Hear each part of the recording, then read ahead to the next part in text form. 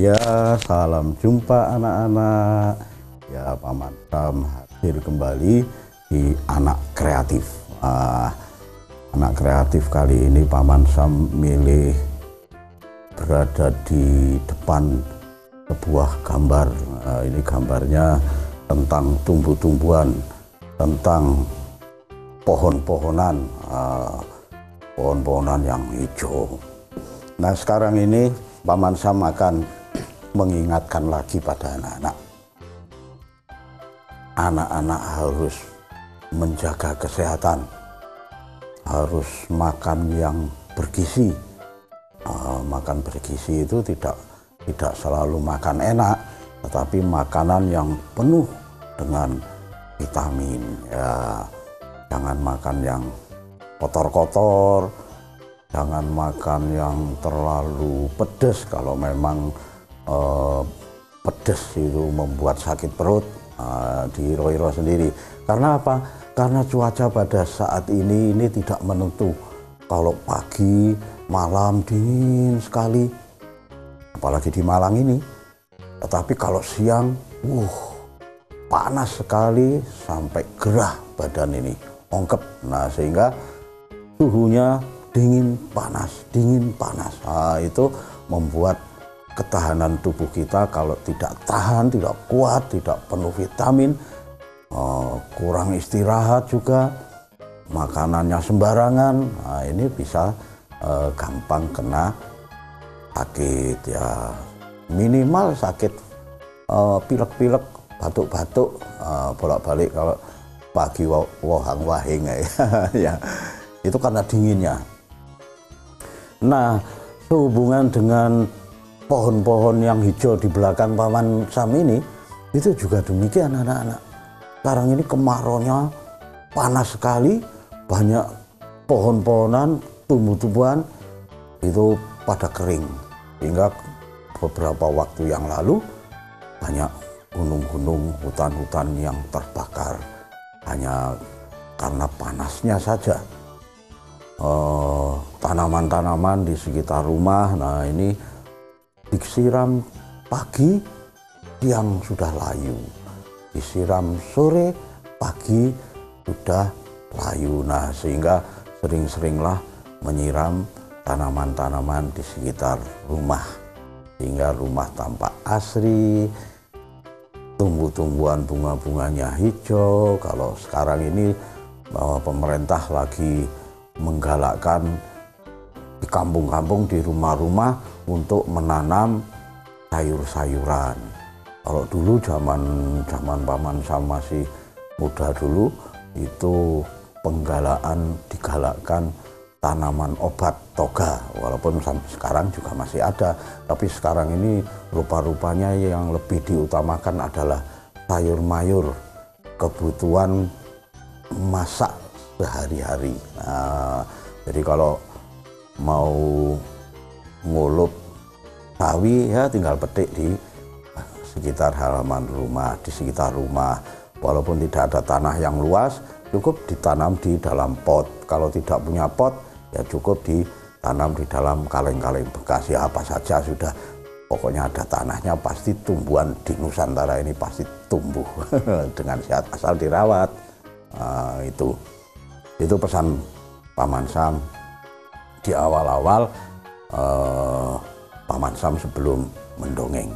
Nah, sekarang Paman Sam ingin mendongeng tentang dewa ikan, atau ikan dewa. Ikan dewa aja, bukan dewa ikan, tapi ikan yang akhirnya dijuluki sebagai dewa. Nah, ceritanya demikian. Di sebuah telaga itu ada tumbuhan pohon yang besar, pohon beringin. Ada juga pohon elo. Ini akarnya, pohonnya besar, akarnya menjalar gitu. Sampai di telaga itu kelihatan akar-akar yang tumbuh dari dua pohon ini. Nah, di telaga itu anak-anak, hiduplah beberapa ikan. Ada yang besar, ada yang kecil, warnanya pun juga bermacam-macam. Ada yang kuning, ada yang merah, ada pula yang hitam, ada pula yang lorek, belang-belang, bukan lorek, belang-belang. Ada yang belangnya hitam sama putih, ada yang hitam sama merah, pokoknya macam-macam ikan di situ. Nah, tahukah anak-anak, ikan ini kalau bertelur itu banyak sekali. Kalau ayam kan paling bertelur sekali telur satu, terus besoknya bertelur lagi satu, sampai jumlahnya 10 atau lebih, atau 8, 6, nah itu kalau jenis-jenis ayam, jenis-jenis unggas. Nah, berbeda dengan ikan di dalam telaga ini sudah banyak, masing-masing ikan juga bertelurnya banyak, ratusan, ribuan itu telurnya. Nah, telur-telur ini kalau di dalam air itu nyangsang, disangkutkan di tumbuh-tumbuhan yang ada di dalam air, yang mungkin rumput, mungkin lumut, mungkin akar-akar itu tadi, akar-akar pohon itu disangkutkan di situ. Nah, lama-kelamaan telur itu menetas menjadi anak-anak ikan kecil-kecil. Wah, banyak. Wah, wes berenangan ke sana kemari. Nah, anak-anak, telur-telur ini ketika menjadi ikan yang banyak, tentu mereka hidupnya saling rukun, saling bersatu. Coba kalau kalian tidak percaya, pergi ke sungai, melihat ikan yang kecil-kecil, selalu hidupnya bergerombol. Kalau yang satu belok ke kiri, semuanya ikut ke kiri. Kalau ke kanan, belok ke kanan. Nah, itulah karena kerukunannya. Nah, kita juga harus begitu. Ketika berteman harus rukun. Nah, dongengnya begini. Ikan-ikan itu ketika lahir ikan kecil, warnanya seperti itu tadi. Ada merah, ada hitam, ada kuning, ada yang belang-belang. Nah, kebetulan anak-anak, di antara kerumunan ikan-ikan itu ada satu ekor ikan yang warnanya berbeda. Apa warnanya? Putih warnanya. Wah, ikut di gerombolan ikan-ikan itu tadi, kecil-kecil. Wah, berenangan ke sana kemari. Oh, setiap pagi, setiap siang, setiap malam, seakan-akan tidak ada waktu untuk tidur. Itu katanya teman-temannya Paman Sam, juga mungkin teman-teman anak-anak juga begitu. Loh, kapan ya ikan itu tidurnya kok setiap saya melihat tidak pagi, tidak siang, tidak sore, tidak malam, kok selalu di dalam air dan matanya melek terus gitu. Lah, kapan tidurnya? Itu nanti tanyakan pada ibu guru yang mengajar biologi.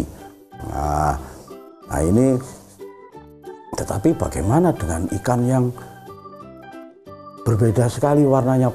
Dari gerombolan ikan-ikan banyak itu tadi ada warna putih. Nah, terus bagaimana nasib ikan yang putih yang berbeda sekali sama teman-temannya? Nah, ya tentu saja jangan kemana-mana, tetap di Anak Kreatif.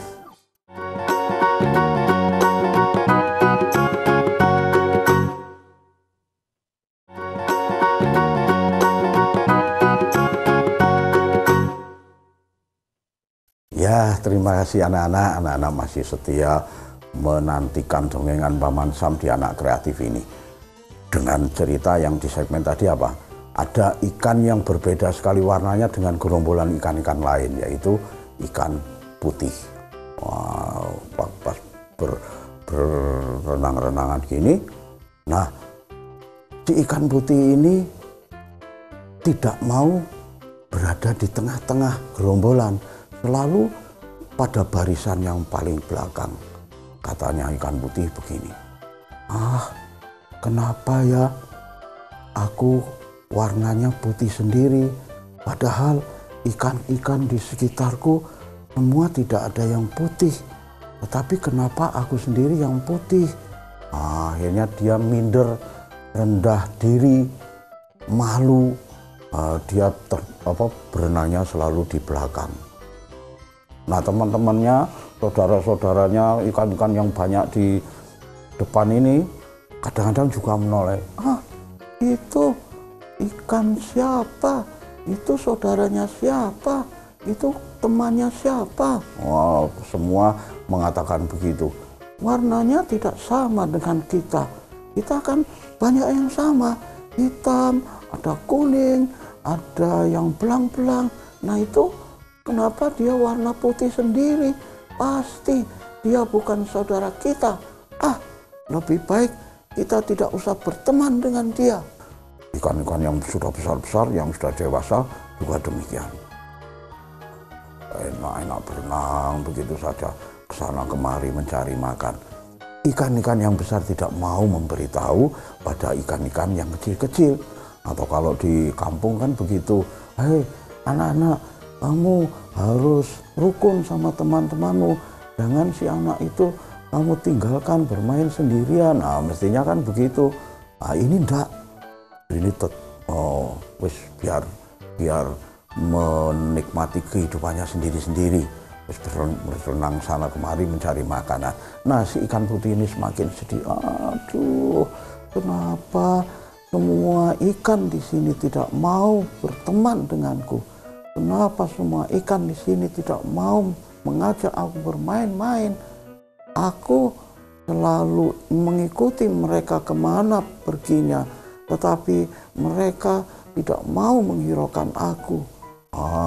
Sedihnya begitu si ikan yang berwarna putih itu. Akhirnya apa anak-anak? Ikan berwarna putih tadi ketika berenang-renang bergerombol gini, dia menepi. Ketika ini semua berenang sana, dia berpencar. Berpencar begini. Akhirnya apa? Si ikan berwarna putih tadi bersembunyi di balik akar pohon beringin yang besar tadi. Dia bersembunyi di balik akar. Disitulah si ikan putih merasa sendirian. Memang karena tidak ada ikan-ikan di sana, dia memilih tempat yang paling sunyi di bawah akar-akar pohon beringin. Sementara ikan-ikan yang besar tetap tidak mempedulikan keadaan sekelilingnya, tidak mempedulikan tadi ada ikan berwarna putih atau tidak mempedulikan. Enak-enak mencari makan sendiri. Nah, ikan putih tadi ceritanya begini. Dia masuk ke dalam kesunyian di bawah akar-akar pohon beringin. Dia hanya berkeliaran di sekitar situ saja. Berenang tidak jauh di situ. Makannya juga makan lumut-lumut yang ada tumbuh di akar-akar. Lama-lama ikan-ikan ini tumbuh menjadi besar. Ikan putih pun juga tumbuh menjadi besar. Tetapi si ikan putih masih tetap saja tidak mau keluar dari sarangnya. Sementara ikan-ikan kecil tadi sudah besar-besar, badannya sudah hampir menyamai ikan-ikan yang dewasa yang dulu. Akhirnya berbaur semua. Itu terus ada anak kecil ke telaga. Itu ikan-ikannya besar-besar. Ada anak-anak seusia kamu, seusia kalian ini, pada hari Minggu bermain-main ke telaga, kemudian melihat ikan-ikan berenangan di telaga. Ikannya besar-besar. Bagaimana kalau ikan-ikan ini kita pancing saja atau kita jala saja? Kata satu temannya. Temannya yang lain mengatakan, iya, lebih baik kita mencari ikan di sini. Bukankah di sini ikannya besar-besar? Temannya yang satu melarang. Jangan, ini tidak boleh diambil. ini bukan sungai, ini telaga. Apalagi ini ada pohon beringin dan pohon elo yang besar. Kalau kalian mau mengambil ikan itu, jangan-jangan kalian nanti akan mendapat celaka. Oh, kata anak-anak itu berunding. Ya karena anak-anak pernah mendengar cerita kalau ikan-ikan di dalam telaga yang ada pohon beringin dan pohon elonya itu tidak boleh diambil. Karena katanya nanti kalau mengambil ikan di situ akan menjadi kualat, gitu katanya. Itu sudah didengar sejak zaman dahulu. Nah, anak-anak tetap ngengkel saja yang dablek. Pokoknya kita ambil saja. Nanti kapan-kapan saya akan mengajak kakak saya untuk menjaring ikan di sini. Wah, katanya. Ya terserah kalau kamu berani. Wah, anak-anak otot-ototan. Nah, saat melihat anak-anak melihat ikan-ikan berenangan di situ, muncullah si ikan putih yang sudah lama bersembunyi di balik akar-akar pohon beringin. Keluar. Anehnya anak-anak, ikan putih yang dulu sama-sama besarnya dan sama-sama tumbuhnya, kini ikan putih itu menjadi besar sekali tubuhnya. Anak-anak tentu kaget. Ada ikan putih, ada ikan putih yang besar. Begitu anak-anak. Nah, kelanjutannya bagaimana? Ya, jangan kemana-mana, tetap di Anak Kreatif.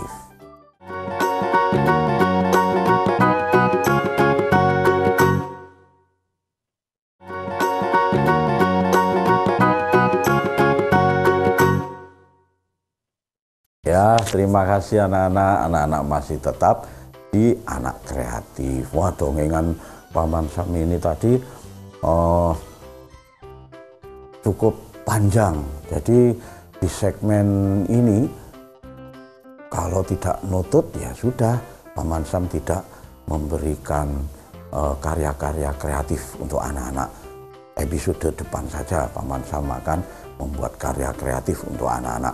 Kalau hari ini tidak nutut, dongengnya tidak selesai. Gitu ya anak-anak ya. Setuju?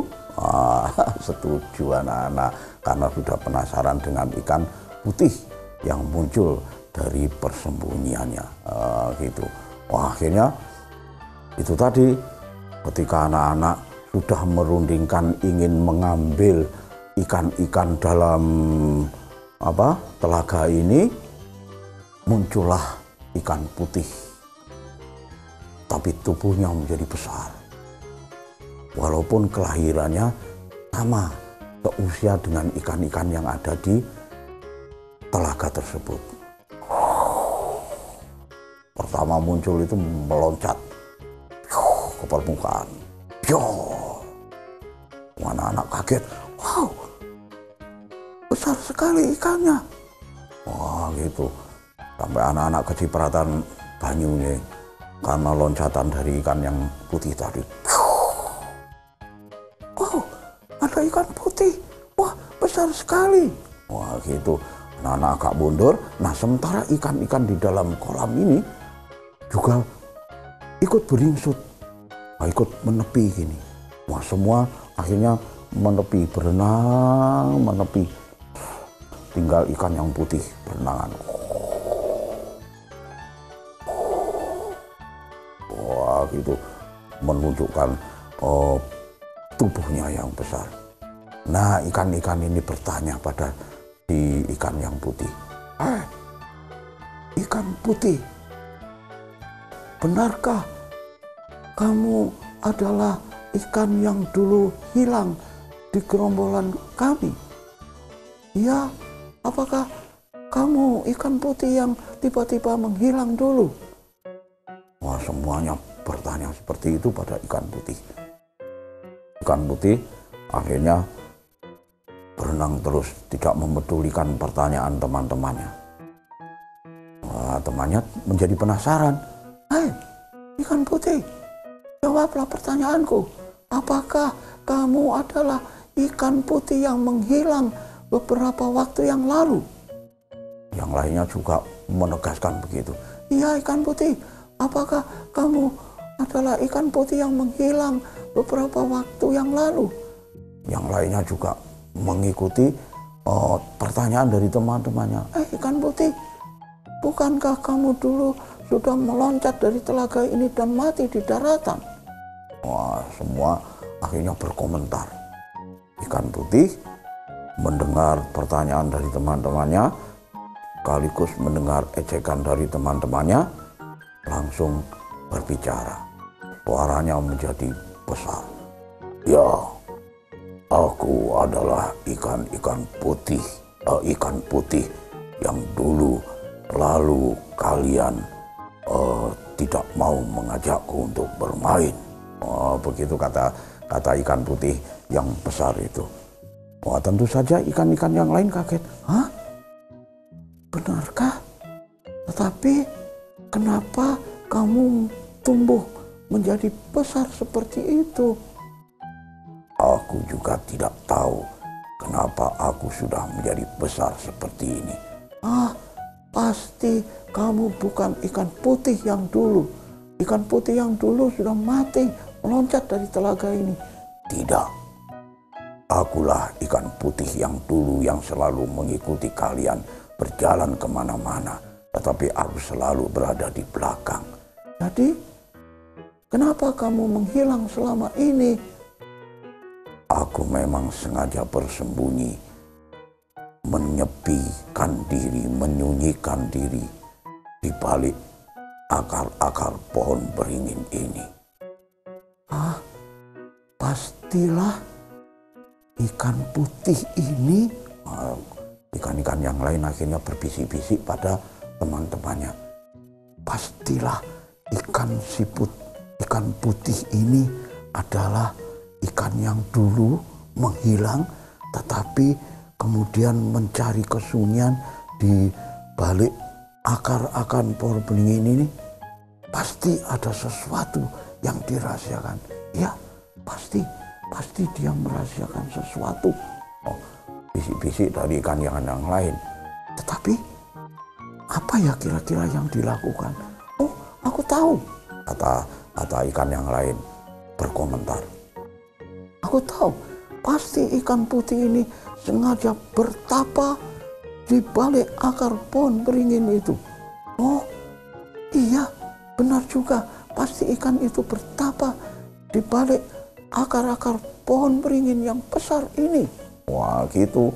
Anak-anak, teman-temannya yang ikan-ikan lain semua pada menggunjing ikan putih itu. Ikan putih pun akhirnya berkata, "Ya, aku memang menghindar dari keramaian. Aku menghindar dari olok-olok kalian semua. Aku memang sengaja mencari jalan sunyi di balik akar-akar pohon beringin ini. Aku lebih nyaman hidup sendiri di situ. Tetapi tahukah kalian, aku di sana menemukan kedamaian." Wah, begitu. Jadinya ikan putih itu seakan-akan seperti orang-orang sakti-sakti itu. Wah, jadi ngomongnya seperti begitu. Aku mencari jalan sunyi. Wah, begitu. Nanti golongannya itu nanti anak-anak bisa tanya pada kakak-kakaknya atau mama, ayahnya atau ibu dan bapaknya ya. Tanya apa sih orang pertapa itu, nanti pasti ditanya. Atau cari tahu di kelas, tanya sama guru-gurunya. Gitu. Nah, si ikan putih ini langsung berkata, "Tahukah kalian kenapa aku bisa menjadi besar ini?" "Ya, kenapa? Kenapa kamu akhirnya menjadi besar?" "Lihatlah di atas sana." Wah, si ikan putih berkata pada teman-teman, "Lihatlah di atas sana. Di tepi telaga ini sudah ada 3 anak yang ingin menjaring kalian semua." "Hah? Iya, benar." Wah, gitu. Itulah sebabnya aku datang ke sini untuk menakut-nakuti 3 anak yang akan menjaring kalian di telaga ini. Tadi aku sudah mendengar anak 3 itu akan menjaring ikan-ikan di sini. Ah, benar. Jadi kalau begitu kamu ingin menyelamatkan kami di sini? Ya, itulah sebabnya aku tumbuh menjadi besar, karena aku sudah tahu bahwa banyak sekali anak-anak yang menginginkan ikan-ikan dalam telaga ini untuk dijaring. Ah, kalau begitu maafkan, kalau tidak ada kamu si ikan putih, pasti aku sudah dijaring sama anak-anak di belakang itu. Nah, ternyata benar anak-anak. Anak-anak yang di atas yang tadi mau menjaring ternyata takut dengan kehadiran ikan putih itu. Ayo kita lari. Ternyata di telaga ini ada raksasa ikan putih. Begitu. Akhirnya anak-anak lari, tidak berani mengambil ikan di dalam telaga. Nah, sementara ikan-ikan yang lain berterima kasih. Terima kasih ikan putih.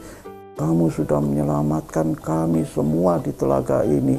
Dan maafkan kalau dulu kami selalu menyanyiakan kamu. Mulai saat ini kamu aku sebut dewa ikan di telaga ini. Wah, gitu. Akhirnya si ikan putih tadi disebut oleh keluarga ikan di telaga itu menjadi dewa ikan. Karena apa disebut dewa ikan? Karena sudah menyelamatkan kehidupan ikan-ikan di dalam telaga. Nah, itulah anak-anak dongengan Paman Sam hari ini, dan hikmah yang bisa kita dapatkan dari dongeng ini adalah janganlah meremehkan teman yang berbeda dengan kita. Ya, misalnya perbedaan perbedaan warna kulitnya, perbedaan tampan jeleknya wajahnya, perbedaan jenis baju, jenis sepatunya di sekolah. Jangan membeda-bedakan, karena anak-anak semua ini kalian juga mempunyai kekurangan, juga mempunyai kelebihan yang berbeda-beda. Itulah sebabnya jangan membeda-bedakan teman-teman atau saudara-saudara kalian di sekitar kalian. Nah, itulah dongengan Paman Sam hari ini. Dan seperti yang Paman Sam katakan tadi, bahwa di episode ini ternyata waktunya tidak nutut untuk Paman Sam memberikan karya-karya kreatif terhadap anak-anak. Tapi tetap saja Paman Sam selalu berpesan pada anak-anak. Pesannya apa? Anak Nusantara harus kreatif. Sampai jumpa.